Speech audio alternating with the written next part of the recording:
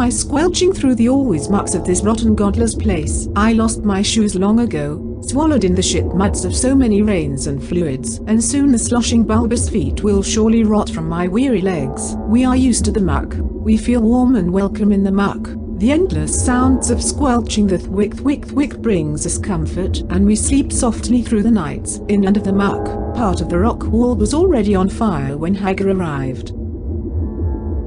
As he plopped through the streets toward the flames, a donkey-powered cart thrust past him and shifted in the muck, sending bundles of wet wood tied loosely together spilling over the sides and squishing into below, where some broke apart and some did not.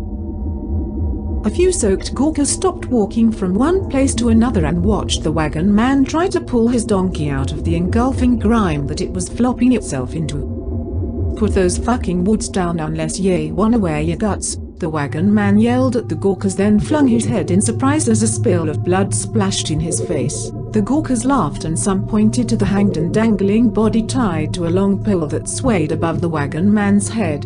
It was one of many such poles with many such bodies that pockmarked the town and surrounding areas. This particular body had belonged to Zolt the horse thief. He was called the horse thief in jest as there were no horses to steal. He had been caught multiple times trying to drunkenly steal donkeys, but he was only laughed at and spat on. The reason he was gutted and hanging and upside down, naked genitals flapping in the wind, was most likely due to some minor disagreement that got out of hand as the drinking continued, the results of which found him serenely high above the muck, leaking blood and other fluids on the things below. "Move that spoilt wagon from my path," said Hagar. "Get fucked up your own pipes," the wagon man replied, still wiping blood from his eyes. Hagar reached into his caked leather pouch and brought out a glass bulb filled with clear oils and a brass concoction that turbed out of its top and into a point, and where it all came together there was an assortment of cogs, a cloth and a flint. A few movements later and the cogs turned, the flint struck the cloth and the cloth dipped the oils, and there was a flame sucked into the brass tube forced out of the point, engulfing the donkey. The donkey screamed and thrashed while its tail burned brightly, and as the wagon man bent down in confusion, a hoof caught him under the chin, sending tongue and teeth out of his mouth and into the muck.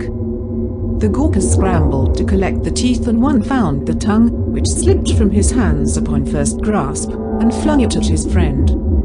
Hagar stepped over them and continued on towards the flaming wall. Elsewhere down a dripping covered alley of brick came a small man ankle deep in it all, and pushing the clattering hooks and chains aside that hung in his way. The steam from somewhere filtered into the alley, making it hard to see, and some of the chains caught him in the face, and one of the hooks even tried to get his ear, but it was long dulled and only caused an inconvenient snagging. "Who put all these damned chains here?" he asked himself. He continued squelching through the mucks. The end. We don't have to be afraid. I remembered to bring my umbrella.